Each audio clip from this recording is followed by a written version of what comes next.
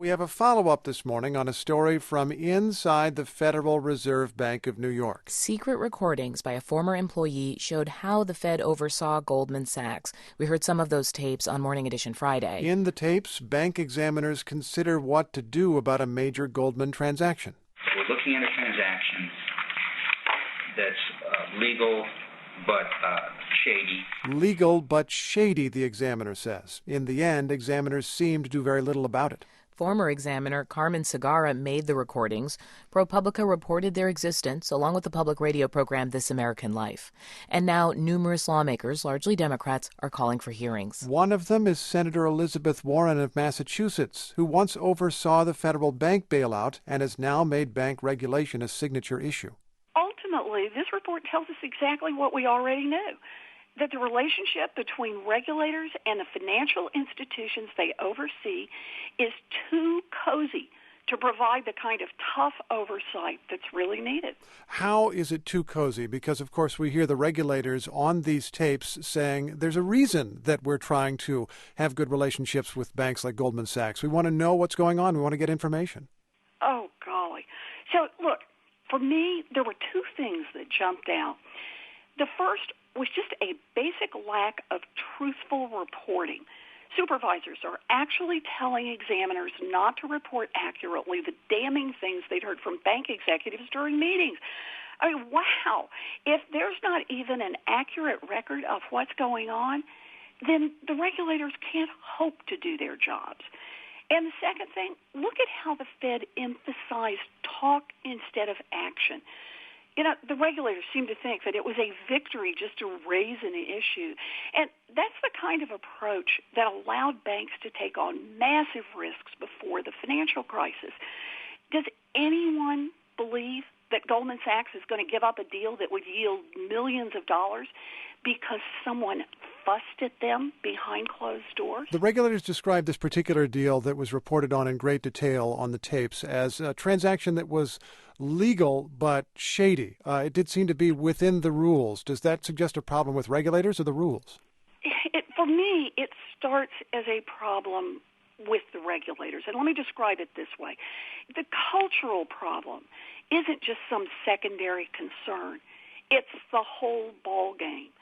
We can keep making the rules tougher and tougher, but it won't make an ounce of difference if the regulators won't enforce the rules that are there. If the regulators back down or back off whenever the banks tell them to, then it's the banks and not the regulators who are running the show. Now, you mentioned a cultural problem, Senator Warren. Of course, way back in 2009, there was a report commissioned by the Fed that identified this cultural problem, a reluctance to speak up and a suggestion of a too close relationship with the banks. But what can you really do about that, given that you need to have regulators who perhaps have experience in the financial industry and are going to get to know the financial industry and the people in it really well? Well, you know, the first thing we can do is expose it. I mean, that's where this really starts. That's the first step. And that's why it is I want to see oversight hearings. I want to get a complete picture of what's happened here. But we need to move on this and move quickly because the big banks are just getting bigger and they're taking on new kinds of risks. We need regulators who understand that they work for the American people, not for the big banks. I should mention that these allegations have been around for a while. Carmen Segarra's story has been known for a while. What is new here is the tapes. Was there something just from listening to the tapes that you learned that you did not know before? You know, there is something about listening to those tapes. There's no more he said, she said, one person describes it this way and another says no. It's that you really do, for a moment, get to be the fly on the wall that watches all of it. And there it is, to be exposed to everyone.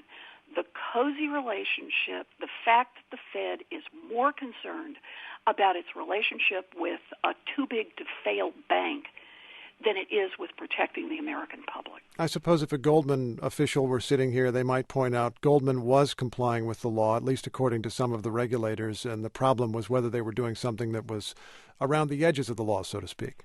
Well, you know, but this is partly the role of a regulator. A regulator doesn't say to a big financial institution, hey, step right up here, get your toes on the line. And so long as you can make a legal argument that you have not crossed the line, then, hey, we're all cool here. That's not the way regulation of large financial institutions is supposed to work. They're supposed to be using judgment. The point of these tapes is that the regulators are backing off long before anyone's in court making a legal argument about whether or not they came right up to the line or they crossed it. Do you think that regulators in a situation like that could say, listen, this may be legal, but I don't like it, don't do it?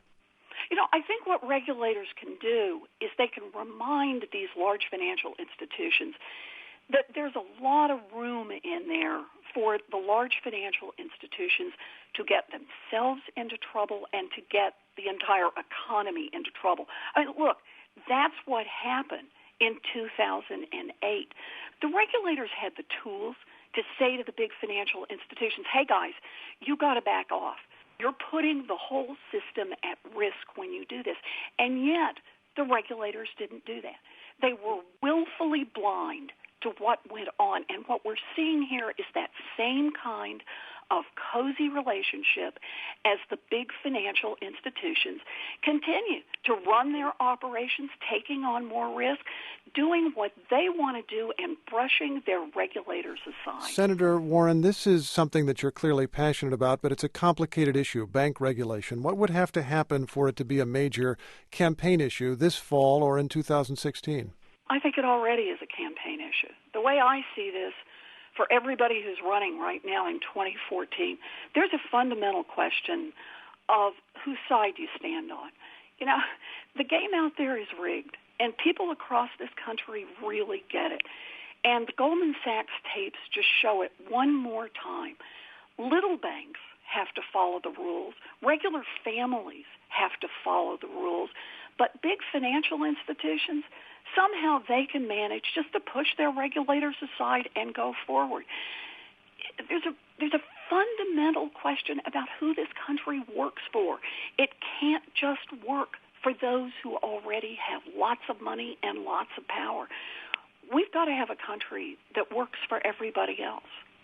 Senator Elizabeth Warren of Massachusetts, thanks very much. Thank you.